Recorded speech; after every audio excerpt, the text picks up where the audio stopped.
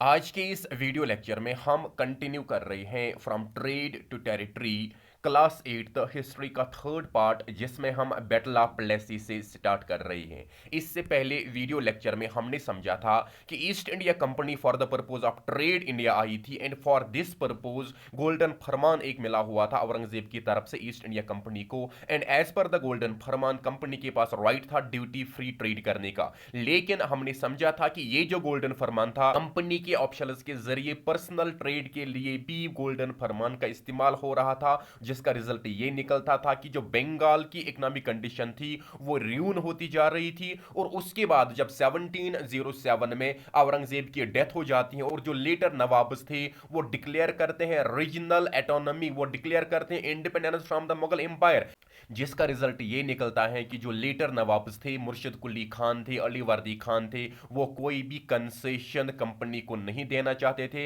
And finally in 1756 जो अली वर्दी खान की डेथ हो जाती है और सिराजुद्दौला जो है वो अब बंगाल के नवाब बनते हैं, और वो भी किसी हद तक कोई भी कंप्रोमाइज कंपनी के साथ नहीं करना चाहते हैं। लेकिन कंपनी चाहती थी हमें ट्रेड कंसेशन दिए जाए, कंपनी चाहती थी हमें राइट ऑफ फोर्टिफिकेशन दिया जाए, लेकिन सिराजुद्दौला ने इसकी इजाजत नहीं दी, जिसके जरिए से जो कन्फ्लिक्ट था between the Nawab and between the company वो इंटेंसिफाई होता जा रहा था, और जिसका ही रिजल्ट निकलता है कि एक बैटल विटनेस की जाती है between the company and between the नवाब, जिस बैटल को हम बैटल ऑफ प्लेसी के नाम से जानते हैं। आइए हम बैटल ऑफ प्लेसी से स्टार्ट करते हैं। अब इस बैटल को प्लेसी का नाम क्यों दिया गया है? क्योंकि ये जो प्लेसी है it is a region in the Bengal, in the West Bengal region, और ये प्लेसी इसलिए कहा जाता है क्योंकि वहां पर पलाश के फूल पाए जाते हैं, और इसलिए इस रीजन को प्लेसी के नाम से जानते हैं। तो इस बैटल को भी बैटल ऑफ प्लेसी के नाम से जाना जाता है। तो हम यहां पर समझ रहे हैं कि जब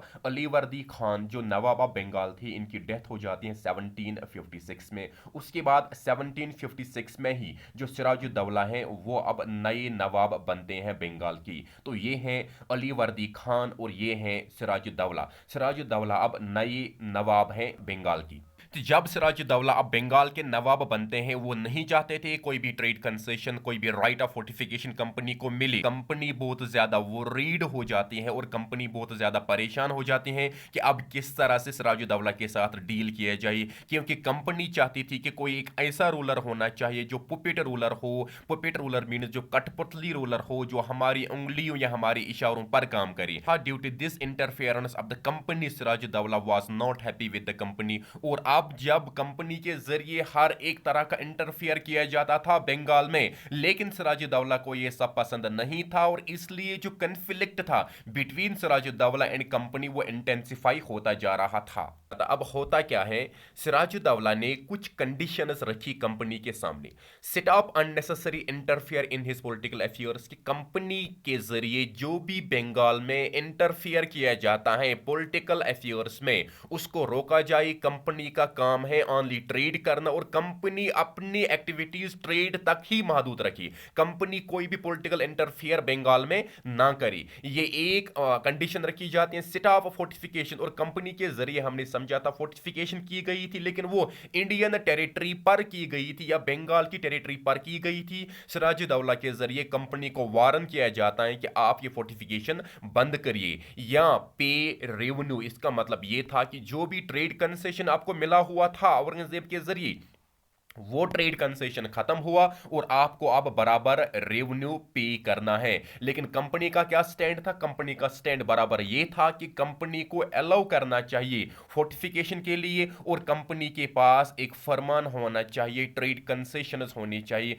और जिसका रिजल्ट ये निकलता है कि कंपनी और सिराजुद्दौला के दरमियान नहीं बनती हैं, और जो नेगोशिएशंस थे वो फेल हो जाते हैं। तो अब जब नेगोशिएशंस फेल हो जाते हैं तो फर्दर कन्फ्लिक्ट इंटेंसिफाई हो जाता है। इसका रिजल्ट ये निकलता है, अब जो नवाब थे, नवाब अब चलते हैं along with 30,000 soldiers to the English factory at Kasim Bazar. Kasim बाजार बंगाल में एक फैक्ट्री थी, वहां पर अब सिराजुद्दौला अपनी फौज के साथ चलते हैं, और वहां पर कैप्चर किया जाता है, पकड़ा जाता है, कंपनी के ऑप्शंस को कैप्चर किया जाता है, एंड मोस्ट इंपॉर्टेंटली जो कंपनी का वेयर हाउस था उसको लॉक किया जाता है, और जो भी इंग्लिश मैन थे, आर्मड इंग्लिश मैन, उनको डिसआर्म किया जाता है, मीन्स उनसे हथियार छीने जाते हैं, and block blockaded the English ships, और जो भी इंग्लिश शिप्स थे उनको ब्लॉक किया जाता, उनके रूट्स को ब्लॉक किया जाता है। Finally the Nawab also had the support of French army. लेकिन ये यहाँ पर आप नहीं बोलोगे कि यहाँ पर डिफरेंट कंपनीज और भी उस वक्त प्रेजेंट थी और नवाब को यहाँ पर सपोर्ट था फ्रेंच ट्रूप्स का। और ये जो इंसिडेंट है, इस इंसिडेंट को ब्लैक होल ट्रेजिडी के नाम से भी जाना जाता है। ये जो ब्लैक होल ट्रेजिडी थी, इसमें बहुत सारे वो इंग्लिश मैन थे जिनकी डेथ हो जाती है, और उसके बाद क्या हो जाता है, then he march to Kolkata to establish control over the company's fort there. और उसके बाद बाकी जो फोर्ट्स थे कोलकाता में लोकेटेड थे, उन पर कब्जा करने के लिए अब सिराजुद्दौला वहां की तरफ अब मूव कर रहे हैं।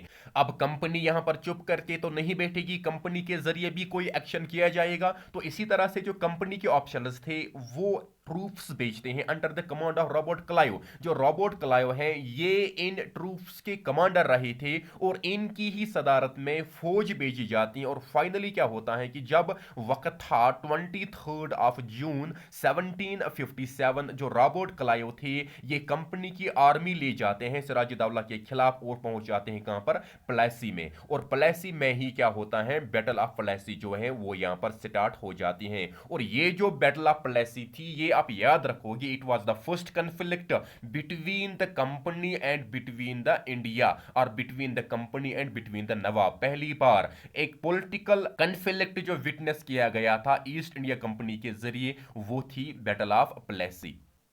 अब इस बैटल ऑफ प्लेसी के रिजल्ट क्या निकलते हैं, सिराजुद्दौला को डिफीट दी जाती है and finally Sirajuddaula lost the battle. और सिराजुद्दौला जो नवाब ऑफ बंगाल थे, जो कंपनी को कोई भी ट्रेड कंसेशन नहीं देना चाहते थे, वो ये जो जंग थी वो हार जाते हैं। एंड इसका हारने का जो रीजन था वो क्या था, वो हम समझने की कोशिश करते हैं।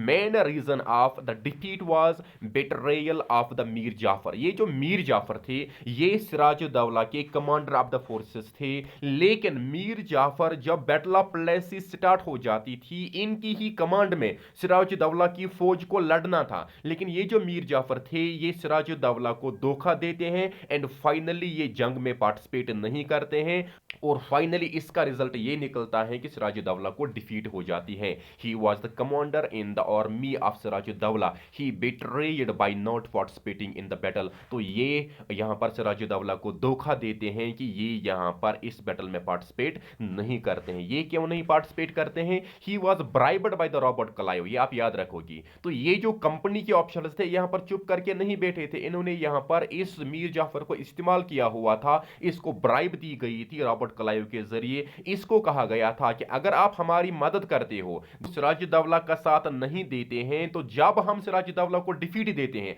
हम आपको इंस्टॉल करेंगे न्यू नवाब ऑफ बंगाल। तो यही हुआ था, इसको यहां पर ब्राइब दिया गया था रॉबर्ट क्लाइव के जरिए by promising of making him the nawab after the defeat of Sirajuddaula. Means कि जब हम सिराजुद्दौला को डिफीट देंगे तो आपको बनाया जाएगा नया नवाब ऑफ बंगाल। इसका रिजल्ट भी यही निकलता है कि जब मीर जाफर इस बैटल में पार्टिसिपेट नहीं करते हैं, तो कंपनी को आसान हो जाता है सिराजुद्दौला को डिफीट देना एंड फाइनली सिराजुद्दौला को डिफीट दी जाती है। और ये जो मीर जाफर हैं, इनको अब बनाया जाएगा न्यू नवाब ऑफ बंगाल। इस तरह से क्या हो जाता है कि ये जो मीर जाफर थे, इनको अब नया नवाब ऑफ बंगाल बनाया जाता है। और एक बैटल विटनेस की गई थी जिसे हम बैटल ऑफ बक्सर के नाम से जानते हैं। ये जो बैटल ऑफ बक्सर है, ये भी एक इंपॉर्टेंट लैंडमार्क अचीवमेंट थी फॉर द कंपनी, क्योंकि इस बैटल ऑफ बक्सर के जरिए ही जो दीवानी राइट्स थी वो यहाँ पर कंपनी को गेन हो जाते हैं। ये हम पूरा समझने की कोशिश करते हैं।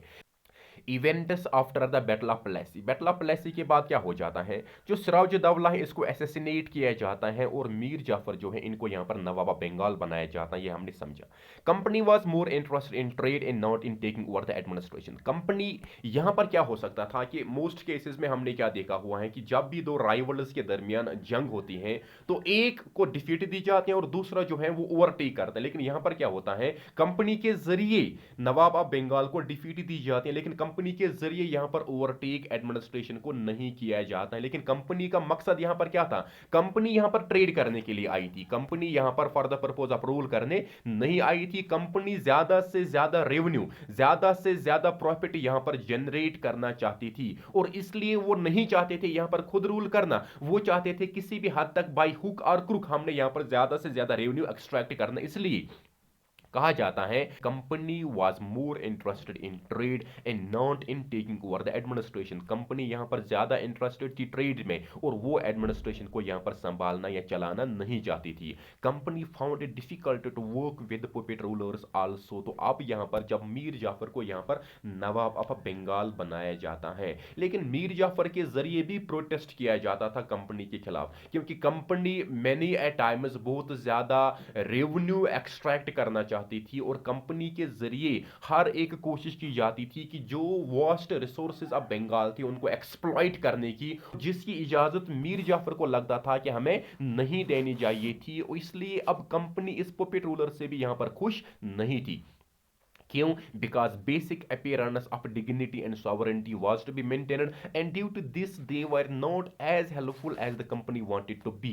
क्योंकि यहां पर जो नवाब ऑफ बंगाल, अब मीर जाफर ही थे, लेकिन ये नवाब ऑफ बंगाल थे, इनको अपनी सॉवरेंटी, अपनी डिग्निटी का भी यहां पर ख्याल रखना था। और इसलिए कंपनी को अब लग रहा था कि ये जो नवाब ऑफ बंगाल है सिराजुद्दौला के बाद जो बनाए गए थे मीर जाफर, ये भी अब हमारे लिए काम के नहीं है। जिस तरह से हम चाहते हैं उतनी ये हमारी हेल्प नहीं कर पाती हैं। इसका रिजल्ट क्या निकलता है कि जब कंडीशंस फर्दर कॉम्प्लिकेट हो जाती हैं between Mir Jafar and between the company, इसका रिजल्ट ये निकलता है कि और एक बैटल यहां पर विटनेस की जाती है। अभी हमने समझा कि ये जो मीर जाफर थे ये यहाँ पर पुपेट रूलर थे।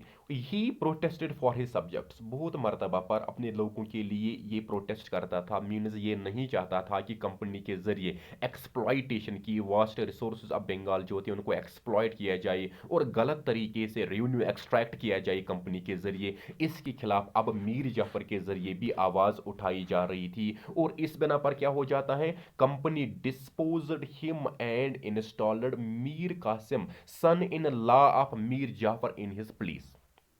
अब कंपनी को लगता है कि मीर जाफर भी हमारी काम का नहीं है, इसको यहां पर डिपोज किया जाता है और फाइनली इंस्टॉल किया जाता है मीर कासिम को। मीर कासिम जो थे ये दामाद थे किसके, मीर जाफर के। इन्हीं को यहां पर बनाया जाता है अब नया नवाब ऑफ बंगाल। मीन्स पहले सिराजुद्दौला थे, उसके बाद सिराजुद्दौला को डिफीट दी जाती है। सिराजुद्दौला को डिफीट देने के बाद जो मीर जाफर हैं इनको यहां पर पुपेट रूलर बनाया गया था कंपनी के जरिए। लेकिन जब कंपनी को अब लग रहा था कि मीर जाफर भी हमारी जो ख्वाहिशें हैं उन पर नहीं उतर रहा है, तो ये उसे भी यहां पर अब यहां पर ओवरथ्रो कर रहे हैं। और फाइनली जो मीर जाफर थे इनके दामाद मीन सन इन लॉ जो मीर कासिम थे, इनको यहां पर अब नवाब ऑफ बंगाल बनाया जाता है finally. But after a period of time Mir Kasim also complained against company official. लेकिन जब मीर कासिम को भी with the course of time लगा कि कंपनी के जरिए एक्सप्लॉइटेशन की जा रही है, कंपनी के जरिए रेवेन्यू गलत तरीके से एक्सट्रैक्ट किया जाता है,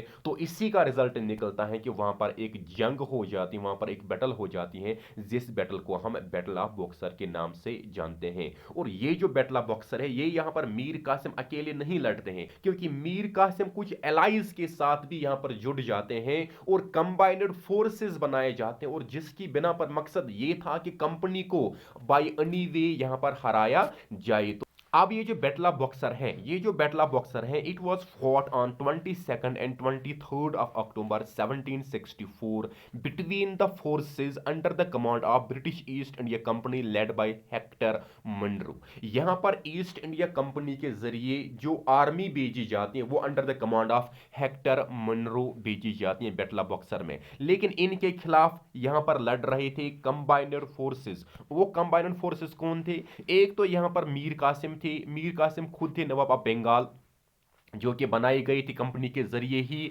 अब यहां पर दूसरे नवाब ऑफ अवध, नवाब ऑफ अवध कौन थे? शुजाउद्दौला जो थे, ये भी मीर कासिम का यहां पर साथ दे रहे थे। और थे जो मुगल एम्पायर थे शाह आलम सेकंड, वो भी यहां पर अब मीर कासिम का सपोर्ट कर रहे थे, क्योंकि इनको यहां पर लग रहा था कि अब हम यहां पर कंपनी जो है इनको हराने में कामयाब हो जाएंगे और इनको हमेशा के लिए यहां पर खत्म करेंगे। तो फाइनल रिजल्ट क्या निकलता है इसका?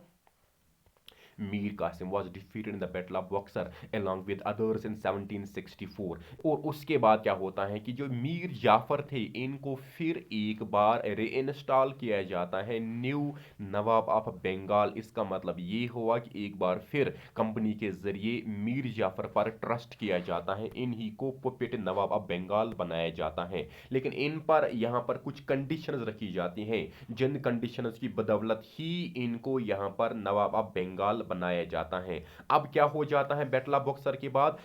After the reinstallation of Mir Jafar as the nawab of Bengal, he was force to pay ₹5 lakh every month to company. ये आप यहाँ पर समझोगे। जब अब मीर जाफर को रीइंस्टॉल किया गया, आइए हम आपको बनाते हैं न्यू नवाब ऑफ बंगाल, लेकिन यहां पर इसको कहा गया है कि आपको हर महीने ईस्ट इंडिया की तरफ ₹5 लाख पे करने हैं। आप आज भी, आज के ज़माने में भी ₹5 लाख एक वैल्यू रखते हैं, तो उस वक्त में ₹5 लाख एक बहुत बड़ी कीमत होती थी। तो मीर जाफर को नवाब बनाया गया, लेकिन कंपनी की तरफ उन्हें ₹5 लाख पे करने होते थे। लेकिन कंपनी अब इससे भी खुश नहीं थी। Company wanted more money, company को और ज़्यादा पैसा चाहिए था। By the time Mir Jafar died in 1765, the mood of the company had changed, no more puppet नवाब। अब क्या होता है कि मीर जाफर की डेथ हो जाती है 1765 में, और इसके बाद अब कंपनी पुपेट नवाब से अब डील करना नहीं चाहती थी। वो नहीं चाहते थे कि अब हम पुपेट नवाब पर ही डिपेंड रहे। यहाँ पर आप याद रखोगे रॉबर्ट क्लाइव की एक फेमस डिक्लेरेशन है, we must became nabobs nawabs ourselves. Means उन ये जो नबूब्स हैं ये इंग्लिश वर्जन था नवाब का, तो इसलिए वो नबूब्स कहते थे नवाब्स को। तो फाइनली रॉबर्ट क्लाइव ने कहा कि we must indeed became nabobs ourselves, हमने अब खुद नवाब्स बनना चाहिए। In 1765 the Mughal emperor Shah Alam appoints company as the दीवान of Bengal, Bihar and Odisha via treaty of Allahabad. यहां पर आप फर्दर याद रखोगे कि जब बैटल ऑफ बक्सर हुई थी, बैटल ऑफ बक्सर में शाह आलम सेकंड ने भी पार्टिसिपेट किया था, और शाह आलम सेकंड को जुर्माने के तौर पर एक ट्रीटी यहां पर साइन करनी पड़ी ईस्ट इंडिया कंपनी के साथ, जिस ट्रीटी को हम ट्रीटी ऑफ इलाहाबाद के नाम से जानते हैं।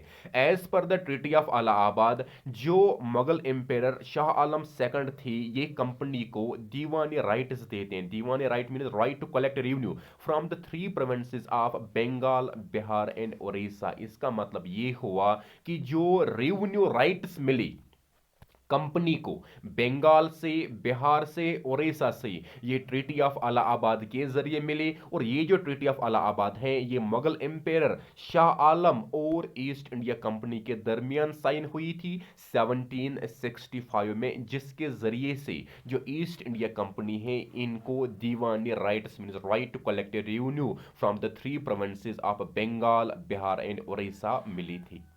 अब क्या होता है कि जब ये दीवाने राइट्स इनको यहां पर गेन हो जाते हैं, company used the vast resources of the Bengal.